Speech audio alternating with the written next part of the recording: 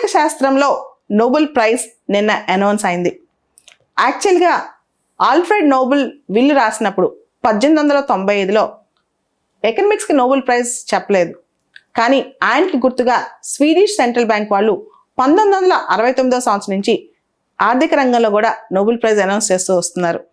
అయితే ఈ సంవత్సరం అంటే 2022 సంవత్సరానికి గాను ముగ్గురికి ఈ ప్రైజ్ వచ్చింది. ఒకళ్ళు బెన్ ఎస్ బెర్నాన్కే, రెండో వ్యక్తి డగ్లాస్ డబ్ల్యూ డైమండ్, మూడో వ్యక్తి ఫిలిప్ హెచ్ డిబ్విగ్.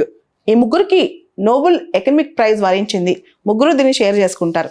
అసలు వీళ్ళకి దేనికి వచ్చింది? వీళ్ళు research on banks and financial crisis. So banks financial crisis సంబంధించి వాళ్ళు రీసెర్చ్ చేశారు, అందుకని వచ్చిందనమాట. ఒక్కొక్కరికి ఇండివిజువల్గా వాళ్ళు ఏ రంగంలో రీసెర్చ్ చేశారో చూద్దాం. ముందుగా బెన్ ఎస్ బెర్నాన్కే. ఈయన మనం వినే ఉన్నాం, గ్రేట్ డిప్రెషన్ అని 1929-30 ఆ టైంలో ప్రపంచంలో వచ్చింది. ఫస్ట్ వరల్డ్ వార్ అయిపోయిన తర్వాత సెకండ్ వరల్డ్ వార్ ముందు ఆ ఎకనామిక్ క్రైసిస్ గురించి ఈయన చాలా అనలైజ్ చేసి స్టడీ చేశాడంట. ఈ టైంలో బ్యాంక్స్ ఫెయిల్ అవటం ఎంత డిప్రెషన్కి తీసుకెళ్ళింది, బ్యాంక్స్ ఫెయిల్ అవటం 1930 దశకంలో ఎటువంటి ఇబ్బందులు ఆర్థిక సంక్షోభానికి గురి చేస్తుందని చెప్పి ఆయన అనలైజ్ చేసి దాని మీద స్టాటిస్టికల్ అనాలిసిస్ చేశారంటే బెర్నాన్కే. దాంతోపాటు ఎప్పుడైతే ప్రజలు బ్యాంక్స్ దివాళా తీయబోతున్నాయని వచ్చిందో ఆ బ్యాంక్ రన్ చేశారు. బ్యాంక్ రన్ అంటే బ్యాంకుల దగ్గరికి వెళ్ళి వాళ్ళకున్న డబ్బులని లాగేసుకోవడం అనమాట, వాళ్ళకున్న డిపాజిట్లని తీసేసుకోవడం. సో దీనివల్ల ఆర్థిక సంక్షోభం ఎంత డీప్గా ప్రొలాంగ్డ్గా వచ్చింది అనేది అనమాట. So well functioning banking regulations ఉండటం వల్ల ఆర్థిక రంగం పరిపుష్టంగా అవుతుందని చెప్పి ఈయన థీసిస్ కూడా చేశారనమాట. దీని మీద ఈయన చాలా మంచి రచనలే చేశారు. బెర్నాన్కే అని ఆయన 2008 సబ్ప్రైమ్ లెండింగ్ క్రైసిస్ అంటే 2008 క్రైసిస్ వచ్చింది కదా, పెద్ద క్రైసిస్ వచ్చింది వరల్డ్లో, దాన్ని సబ్ప్రైమ్ లెండింగ్ క్రైసిస్ అని అంటాం. ఆ టైంలో ఈయన యుఎస్ సెంట్రల్ బ్యాంక్కి హెడ్ కూడా, అంటే ఫెడరల్ రిజర్వ్కి హెడ్ కూడా అనమాట బెర్నాన్కే. ఈయన తన నాలెడ్జ్ మొత్తం ఎకనామిక్ పాలసీస్ గురించి, ఫినాన్షియల్ గురించి, ముఖ్యంగా బ్యాంకింగ్ గురించి రీసెర్చ్ చేశారంట. అంటే జీవితాంతం బ్యాంకింగ్ రంగం, ఆర్థిక సంస్కరణలు వీటి మీదే చేసుకొచ్చారు ఈయన. తర్వాత డగ్లాస్ డబ్ల్యూ డైమండ్, ఈయన కూడా థియరిటికల్ మోడల్స్ చాలా తయారు చేశారు, డైమండ్ కానీ డిబ్విగ్ కానీ. సో ముఖ్యంగా వల్నరబిలిటీ ఎట్లా అంటే ప్రజలకు భయం ఎలా కలుగుద్ది, బ్యాంక్స్ దివాలా తీసినప్పుడు మన డిపాజిట్లు, ఉదాహరణకి మనకు 5 లక్షలు 4 లక్షలు 3 లక్షలు బ్యాంక్లో డిపాజిట్ చేసాం, బ్యాంక్లో దివాలా తీస్తే మన పరిస్థితి ఏంటి అని.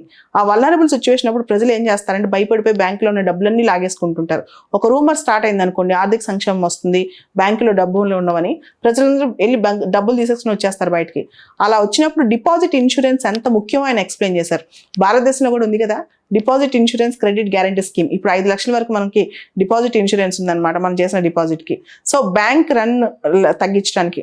అదేవిధంగా మూడో వ్యక్తి డిబ్విగ్, ఈయన కూడా చాలా డీప్ రీసెర్చ్ చేశారు. ముఖ్యంగా డైమండ్ రెండో వ్యక్తి చేసిన రీసెర్చ్లో బ్యాంక్లో మనం డబ్బులు సేవ్ చేస్తాం, బ్యాంక్ అప్పు ఇస్తుంటుంది.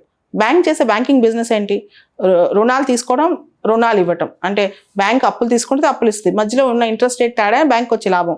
అయితే ఎవరైతే బ్యాంక్లో డబ్బులు సేవ్ చేస్తారో వాళ్ళ డబ్బులు చక్కటి ఇన్వెస్ట్మెంట్స్కి వెళ్ళాలి, అదేవిధంగా వాళ్ళ డబ్బులు చక్కటి బారోవర్స్కి వెళ్ళాలి, క్రెడిట్ వర్తినెస్ ఉన్న బారోవర్స్కి వెళ్ళాలి. దీని మీద రీసెర్చ్ అనమాట. సో వీళ్ళందరూ కూడా ఇట్లాంటి రీసెర్చ్ చేసినందుకు గాను ఆర్థిక రంగంలో వీళ్ళకి నోబెల్ ఎకనామిక్ ప్రైజ్ వచ్చింది. భవిష్యత్తులో కూడా ఇటువంటి ప్రైజెస్ మంచివి ఇండియన్స్ కూడా వరించాలని కోరుకుందాం. మీకు తెలిసే ఉంటుంది అమాత్య సేన్ ఎకనామిక్స్లో ఆయన వచ్చారు. అంతకుముందు ఇండియో అమెరికన్ అభిజిత్ బెనర్జీకి వచ్చింది. ఇట్లా కొంతమంది ఇండియన్స్ కూడా ఇన్వాల్వ్ అయి ఉన్నారు. సో అంటే మనం ఇంకా ముందు కూడా మంచి మంచి ప్రైజెస్, నోబెల్ ప్రైజెస్ ఇండియన్స్ కూడా వరించేలా మనం వర్క్ చేయొచ్చు రీసెర్చ్లో.